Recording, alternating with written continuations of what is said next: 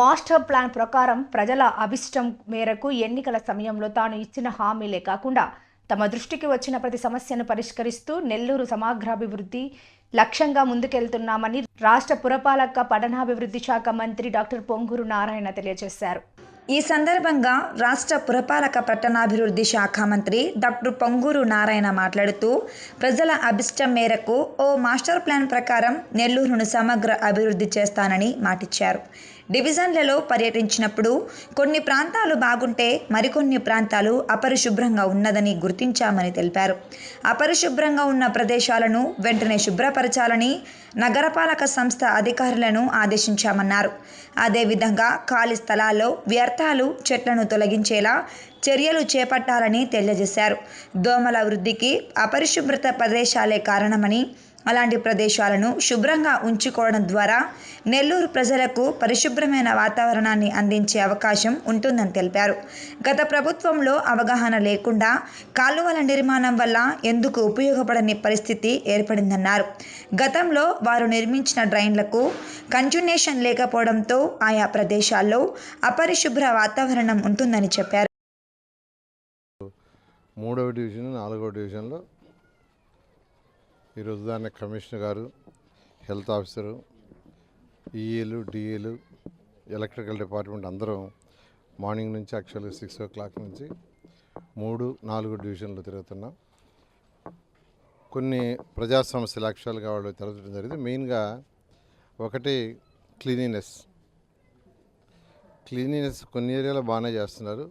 కొన్ని ఏరియాస్లో అంటే కొద్దిగా ఇంటీరియర్ ఉండే ఏరియాలో ఇప్పుడు డెవలప్మెంట్ అవుతున్న ఏరియాలో చేయలేదు. ఇప్పుడే చెప్పాను హెల్త్ ఆఫీసర్కి రేపటికల్లా క్లీన్ చేయమని.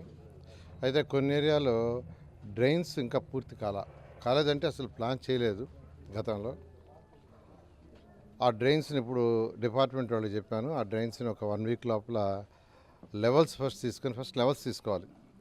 అంటే అంతకుముందు ఎలా చేస్తున్నారంటే ఎక్కడ డ్రైన్ అడిగితే అక్కడ డ్రైన్ కట్టేశారు.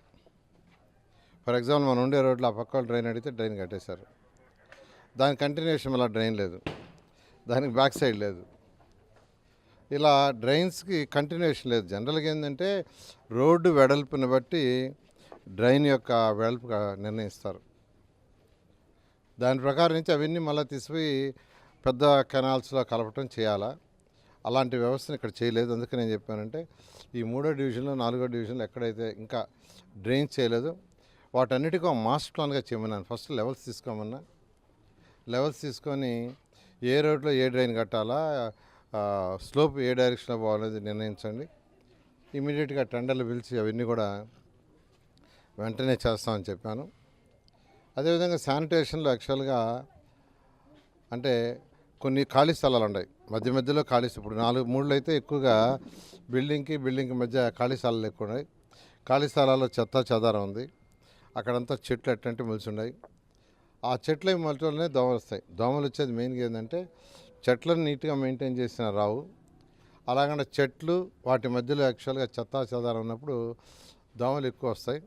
దానికనే కమిషనర్ గారికి చెప్పాను ఇమీడియట్గా ఆ చెట్లన్నింటి క్లీన్ చేయమన్నాను. అయితే వాళ్ళు ఎప్పటికప్పుడు నోటీసులు ఇస్తున్నారు ఎవరు ఖాళీ స్థలాల్లో వాళ్ళు క్లీన్ చేసుకోమని. అయితే వాళ్ళు క్లీన్ చేయట్లేదు. దానికి వాళ్ళనే క్లీన్ చేసేయమన్నాను. ఒక 2-3 రోజుల్లో అవన్నీ కూడా క్లీన్ చేస్తారు. సో ఈ ఏరియాలో ఏదైతే ఈరోజు మార్నింగ్ యాక్చువల్గా ఇక్కడ ప్రజాప్రతినిధుల రిక్వెస్ట్ వాళ్ళందరూ నా దగ్గరికి వచ్చారు. వాళ్ళందరూ వాళ్ళ సమస్యలు కొన్ని ఎలక్ట్రికల్ లైన్స్ కొంత ప్రాబ్లం అన్నారు. ట్రాన్స్ఫార్మర్స్ కింద ఉన్నాయి, కొద్దిగా పైకి పెట్టించమన్నారు.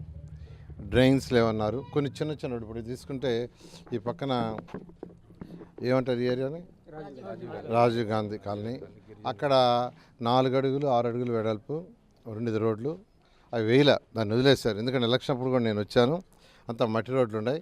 నేను ఇప్పుడు ప్రామిస్ చేసి ప్రభుత్వ రంగాన్ని చేయిస్తానని ఇప్పుడే ఇంజనీరింగ్ డిపార్ట్మెంట్కి చెప్పాను. వాళ్ళు ఎస్టిమేషన్ వేస్తారు. ఎస్టిమేషన్ వేస్తే ఆ వర్క్ అయితే ఒక 10 రోజుల్లో స్టార్ట్ చేస్తాం. ఆ లోపల ఏదైతే ఉందో అక్కడ కూడా డ్రైన్స్ ఫస్ట్ ప్లాన్ చేసి తర్వాత రోడ్లు వేయమంటున్నాను. డ్రైన్స్ ప్లాన్ చేసి, ఎందుకంటే డ్రైన్స్ చేయకుండా రోడ్డు వేయటం, మళ్ళీ డ్రైన్ కట్టాలంటే మళ్ళీ దాన్ని కొట్టేయటం కట్టడం కాకుండా చేస్తున్న ఈ విధంగా ఈరోజు 3, 4 అయింది. ఇంకోటి 5వ డివిజన్ కూడా యాక్చువల్గా విజిట్ ఉంది. అది కూడా యాక్చువల్గా విజిట్ చేసి అట్లా నేను డైరెక్ట్గా యాక్చువల్గా ప్రజలు వాళ్ళ సమస్యల్ని డైరెక్ట్గా ఇంటిమేట్ చేయమంటున్నాను. నిన్న దాదాపు ఒక 50 మంది దాకా ప్రజాప్రతినిధులు 3, 4, 5, 6, 7, 8, 9 డివిజన్ నుంచి వచ్చారు. ఒకేసారి మొత్తం కాకుండా నేను పిలవటం కూడా ఒక్కొక్క 7 డివిజన్లు, 4 డివిజన్లు, 3 డివిజన్స్ పిలుస్తున్నాను. ఇవాళ మార్నింగ్ ఈవినింగ్లో ఈ 7 డివిజన్లు తిరిగి ఫిజికల్గా పరిశీలించి అధికారులతో, కమిషనర్ గారు కావచ్చు, హెల్త్ కావచ్చు, ఇంజనీరింగ్ కావచ్చు, డిఈ కావచ్చు చేసి వీటిని వీలైన తొందరలో చేసి ఎలక్షన్ ముందు ఏదైతే నెల్లూరు ప్రజలకు ప్రామిస్ చేశామో 100కి 100 మార్లు తప్పకుండా ఖచ్చితంగా నెల్లూరులో చేస్తామని మీ అందరికీ తెలియజేస్తాను.